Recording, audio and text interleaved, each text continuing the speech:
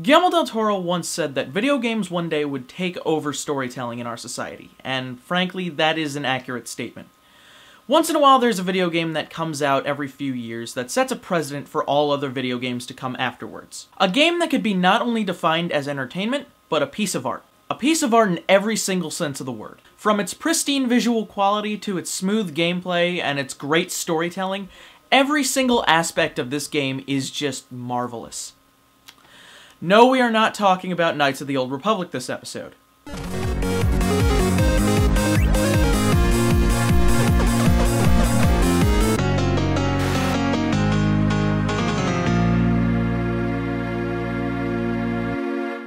Yeah, unfortunately KOTOR is not going to be the topic of discussion for today's last on the bandwagon. Reasons being that with my gamer ADD and all, there was no way I was going to get enough footage for you guys for that one episode. And second off, since it's a part of the Star Wars universe, which I have no knowledge of, there had to be some extensive research done. And when I say extensive research, I mean extensive fucking research. And now, John, we get to my favorite Sith Lord of all time, Exar Kun, who as a Padawan was so curious with forbidden teachings that upon the completion of his Jedi training, he abandoned his master and went out into the galaxy in search of more knowledge and power. Till he came to the tomb of Freedom Ned, who upon whose spirit... Okay, stop 1 second. Alright, is this the part in which Jar Jar comes into the story? So with that said, I feel like we should just take it easy this episode and talk about some fine art. Ladies and gentlemen, Shadow of the Colossus.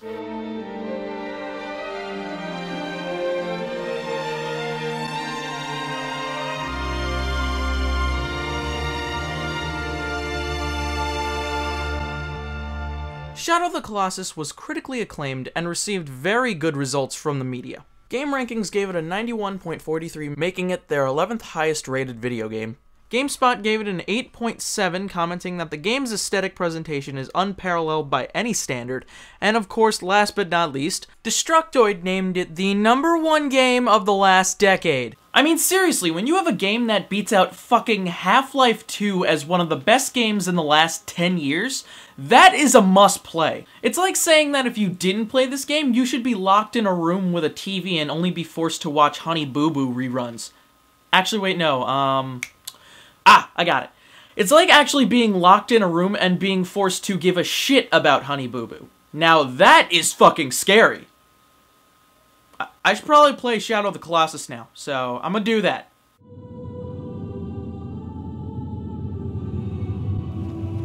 The storyline for Shadow of the Colossus revolves around a young man named Wander, who enters a forbidden land. Wander must travel across this vast land and defeat 16 massive beings known simply as Colossi in order to restore the life of a girl named Mono. Honestly, this game is fucking hard to talk about without spoiling anything. From what you are given, which is very little, it sets up the story fairly well. You're told that it may not be impossible for your lady friend to come back, and with that you venture off into the world to kick some colossal ass. And that, my friend, was a pun of the gigantic variety. It was grandiose in nature and other things that mean big.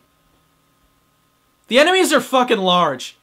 What I really love about the story is the greater sense of purpose that comes with it. You are driven to take down the 16 beasts because you want to wake this girl up. Not only to just finish the game, but to understand who she is and what she actually means to the main character. And with that, the story means so much more and gives you a reason to carry on through the trials and tribulations that come with defeating each Colossi. That is truly a story worth paying attention to. While the game starts you off with little to nothing, in the end you're going to be carrying a lot more than just your sword and bow.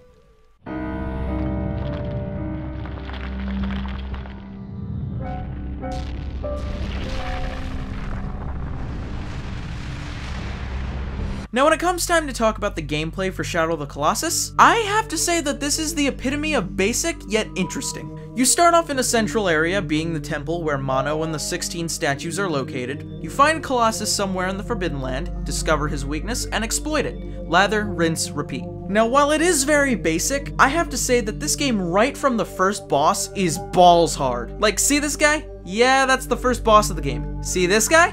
This is the third boss. I mean, at the moment of this review, I'm only up to the 6th boss right now, and I'm fucking terrified. I'm just generally terrified to know what the 16th boss is gonna— Oh, Jesus Christ! Ah! Oh, God! Does that thing have, like, an elevator in the back of its head I can use to, like, stab it in its face? 'Cause if not, oh god! Jesus Christ almighty, is that thing large! But to be honest, this adds to the adventure. These majestic creatures that you are fighting are large in size, but it is your goal to find a way to take them down. Think of each one of the colossi as a puzzle. You have to look at your surroundings and exploit the weakness of the beast based on that. Also note that these gigantic beasts are the only things that you actually fight in the game, so the lead up to the battle is pretty fucking epic. The quest to find each of the colossi on horseback, you can sense the anticipation as it creeps up on you. The gameplay overall is just awesome.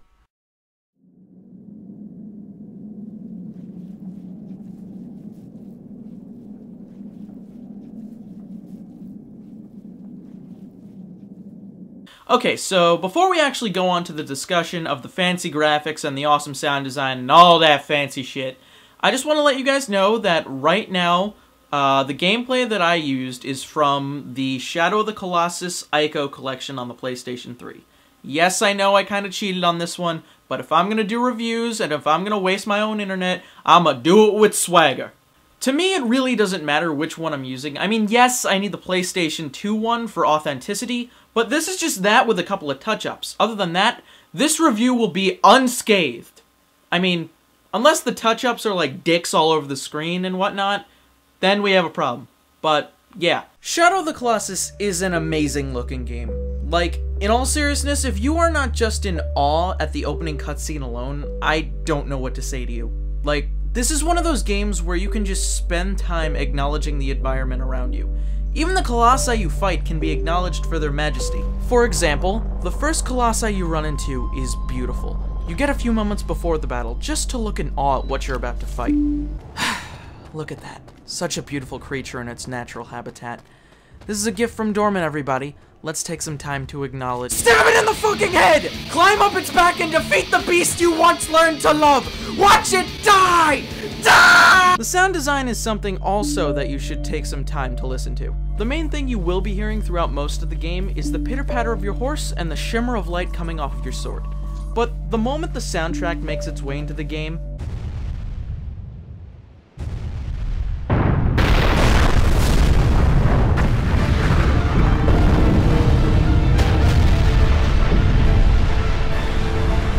Mother of God, I don't think I've heard a soundtrack much like this.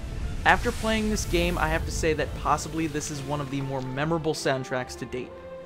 To wrap things up, this is a beautiful game. A beautiful fucking game.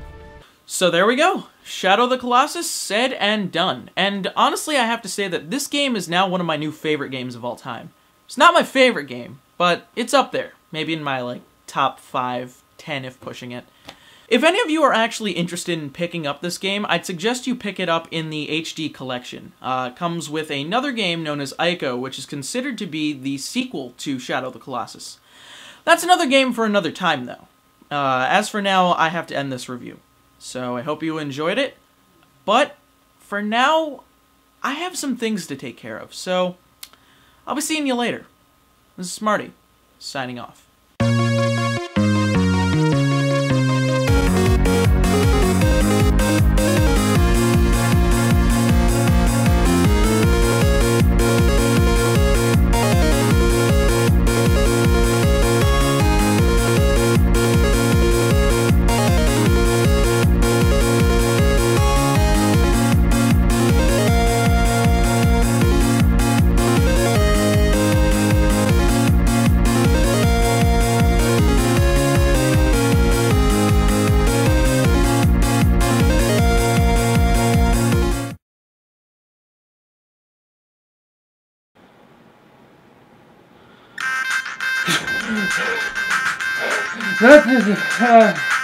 What?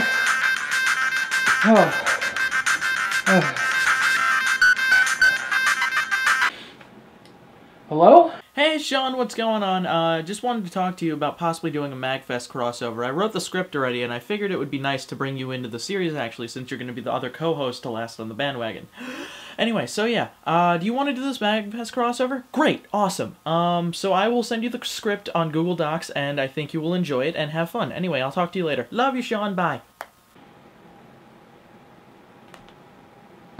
What the fuck just happened?